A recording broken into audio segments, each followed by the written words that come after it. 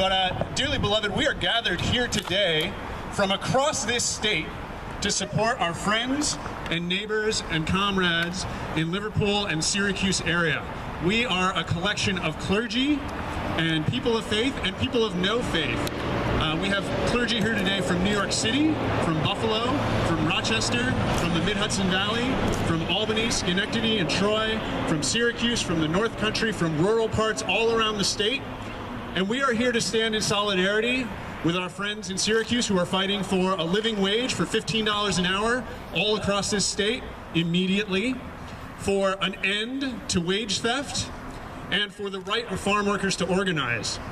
This is really important, and not only are these local issues where people in Syracuse and around Syracuse are doing the hard work of organizing and fighting for justice, but these are issues that affect us all across the state. We are with you. We have our communities and neighbors are also engaged in these struggles, have been fighting for 15, fighting to end wage theft, and fighting for justice for our farm workers who have been so shamefully left out of many of the basic working protections, labor protections that many of us enjoy. We're also here as part of a coalition, the Faith for a Fair New York, which is made up of many different organizations from around the state, the Coalition of Economic Justice in Buffalo, the New York State Council of Churches, the Labor Religion Coalition, the Community of Living Traditions in Stony Point, the Interfaith Alliance of Rochester, about a dozen more that I'm probably forgetting or we'll be able to add in later. But and we're here, we've been here for the past few days, reflecting on and learning about all of the different justice issues that we're engaged in. And these particular issues that we're here today to talk about, to bring attention to, affect us no matter what issue we're working on. So we have a lot of people who are engaged in support for public education and fighting for justice in our schools. And we realize, our teachers realize, that when people go home and their parents, when their students go home and their parents don't make a living wage, they don't have enough food to eat, they don't have secure housing, and they're going to struggle in school. We have a lot of folks working on homelessness and housing issues and affordable housing. And without a living wage, or if people are getting their wages stolen, they can't afford decent housing, which we believe is a human right for all. So all of our issues are connected, are deeply connected. But again, we're here specifically to support the work of our friends in the Syracuse area and surrounding areas. So we're going to have a few speakers, and I'm going to invite up the acting director of the New York State Labor Religion Coalition, Emily McNeil. Thank you, Joe. So I'm very proud to be here today to stand with our partners here in Syracuse, along with folks who are gathered from around the state. And I'm here today as a Christian, as a person of faith, as a person with a moral compass that tells me that the conditions that we are facing in Syracuse, in central New York, in the state of New York, are unjust, and we can't tolerate them anymore. I want to paraphrase something that Reverend Dr. King said when he talked about the parable that many of us know of, the Good Samaritan. And he said that we do have to be good Samaritans that provide aid and assistance to people who are needy.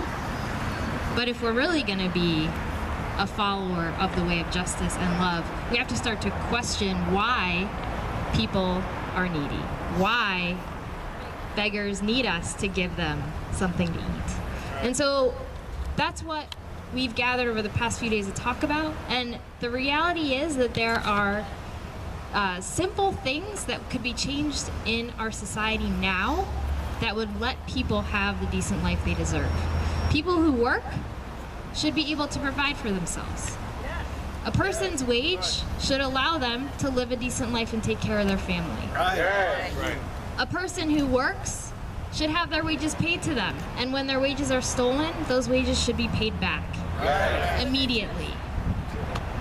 People who are here from other countries, working among us and living among us, deserve to be treated as human beings, which they are. They do not deserve to be targeted and demonized and vilified, and we have to come together to stand up for one another and demand a community that supports all of us, that can take care of all of us and allow us to live together in peace, which is what we all want.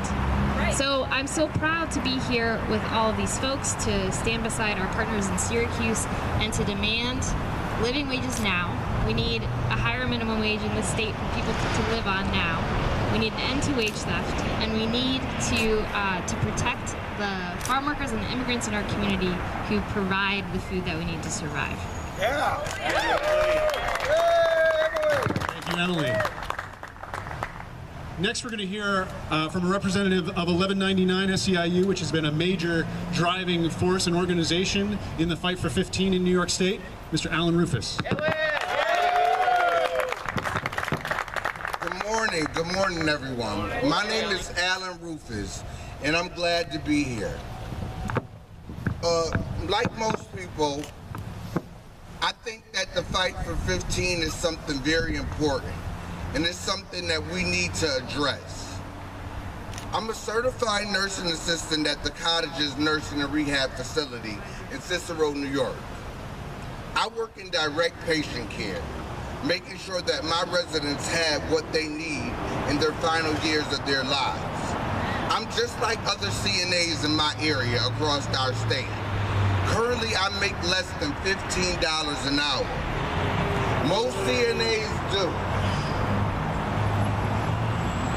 Though we work most closely with our residents, and we get to know them, and we make them feel at home through all their challenges that they face, this is why I'm here, because we need to be paid now. Our residents don't wait, so why should we? That's right, that's right. We get to know them and make them feel at home through all the challenges that they face. I support the New York State Labor Religion Coalition and the whole labor movement as we call for the minimum wage to be moved to 15 faster for upstate New York. As a child, I had to watch my mother raise 4 children as a single parent and hold down 2 jobs to make sure we as children had everything we wanted. This has showed me how much we really need to support the movement for 15. Think about it. At work, when our residents have a need, we as CNAs respond quickly. We who care for the most vulnerable cannot wait. We must have what we need to provide for our families, pay our bills, enjoy our lives. Better patient care means paying people a living wage that we need, and we need it now. We need a raise now. Not now, but right now.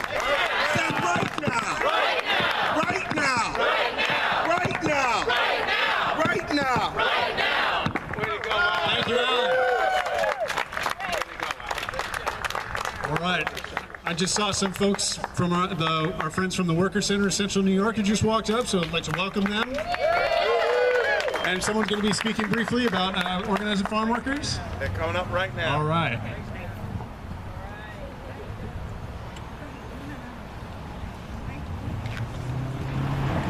Thank you, everybody.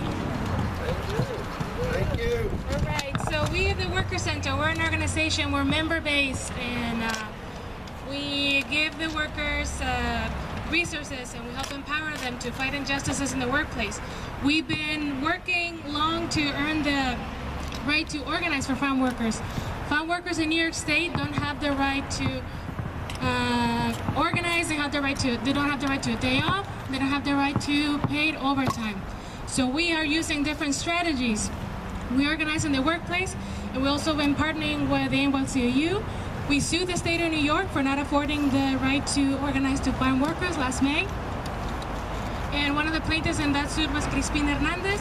He sent a little statement, so I'm going to read it to you. I wish I could be with you today. I am sending you these words to let you know about how we are organizing and why I'm a part of the struggle.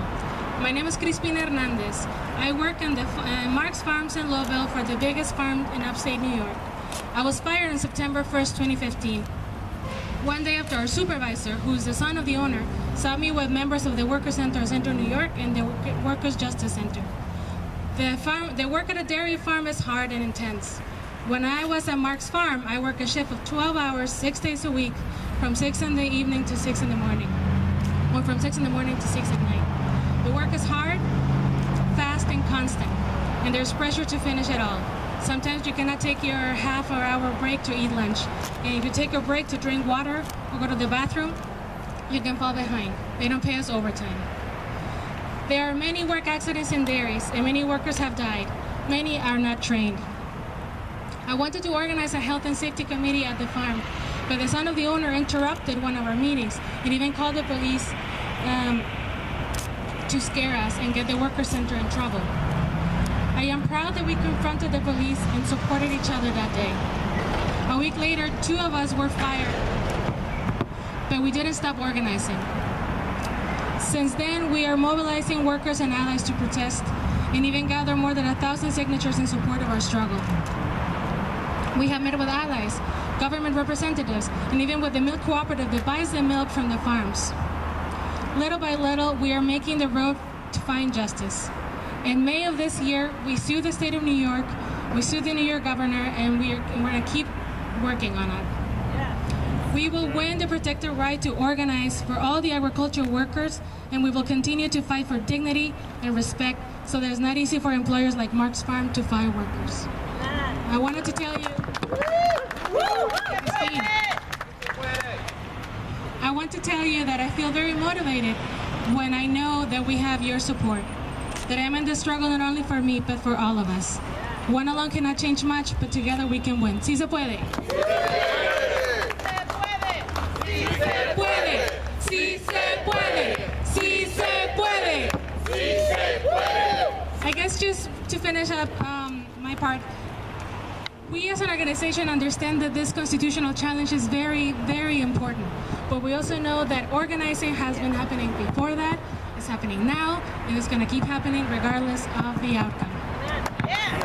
We also have a petition to, it's like a thank you letter for dairy workers in upstate New York. If you want to sign it, well done. Rebecca has it right there. And here's my compañera Nikita. Thank you. Thank you so much, Fabiola, and for Crispine, who couldn't be here.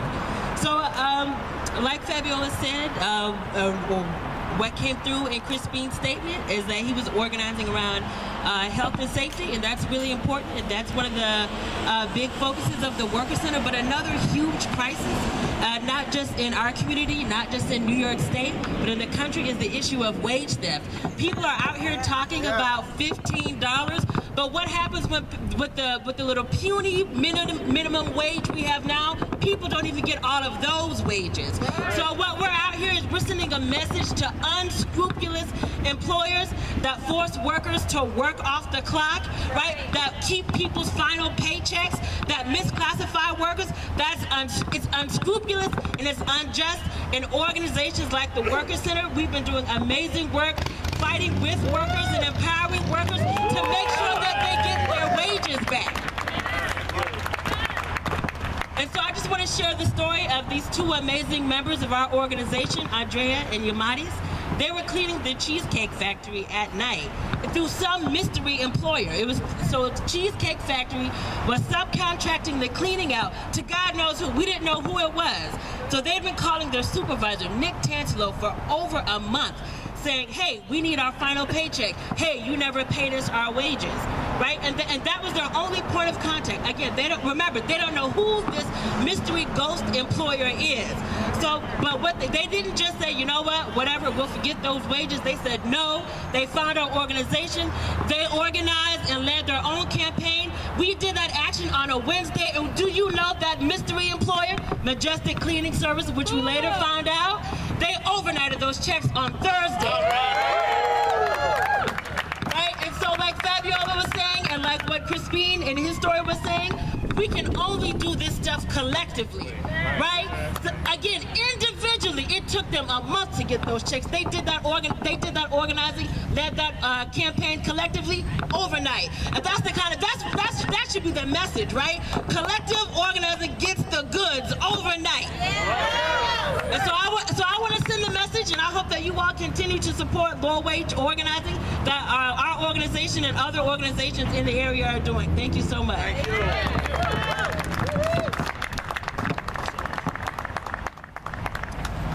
right, our next speaker is the president of the Central New York Area Labor Federation, Anne Marie Talerchio. Good afternoon. I think we're just past noon. I come here today, we're a small group here, we're just single people, but we all know we have 2.5 million people, workers in organized labor standing behind this crowd right now, working as we speak. We're still fighting for the money for the 9/11 workers, the people who lost their health, and many lost their lives because they just went to work that day. I am at core the child of an immigrant. I am a waitress. I am a teacher. And I am a union member. We fight organized labor, the significance of why you need a union. You all said it today.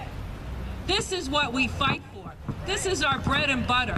This is just extra work I have today by coming here to speak. I was laughing. My members would say, "What are you doing there?" But I'm here because everyone deserves what the labor unions have been able to achieve. And personally, I've been fighting since the early 90s when I started my job as the head of the Hotel and Restaurant Workers Union. We fought, again, 2.5 million people pushed, and we finally got a toilet in the fields for the farm workers in the mid-90s. Can you believe it? We had to fight for something as basic to our human needs as that, and we're still fighting. The farm workers have to have the right to organize, because without that legal entity to grow, to push their movement on, to get their rights, to get their what's due them, we're not asking for more money. We're not asking just for more money to put the farmers out of work. That's not what we're doing. I mean, this is what they lie to you about, like the hotels or the factories or the nursing homes. They say, you're going to put us out of work. No, out of business. No, that's not true. We're there for our fair share of the profit that we're producing by the sweat off our brow. That's all we're there for, is our fair share. And unfortunately, you have to fight. You know, this is a conversation that's not just for this rally or for this convention. This is a conversation that has to happen every day, because when I watch the old movies on a Saturday or Sunday when I'm lucky enough to be off, I hear the word living wage. Katie, the farmer's daughter, said a living wage was about who was giving it and who was getting it. I watched Miracle on 34th Street this last weekend because I hadn't seen that in a while. And they were worried about the workers organized through their union about voting in the next election. We don't hear that conversation anymore, and that's why we have to come to places like this and stand up, and thank God some of the press is here to listen.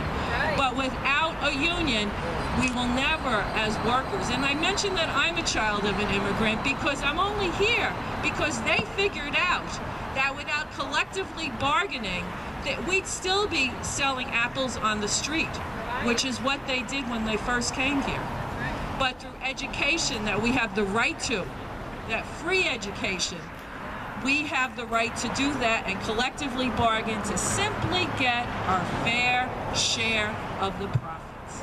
That's all we're asking for.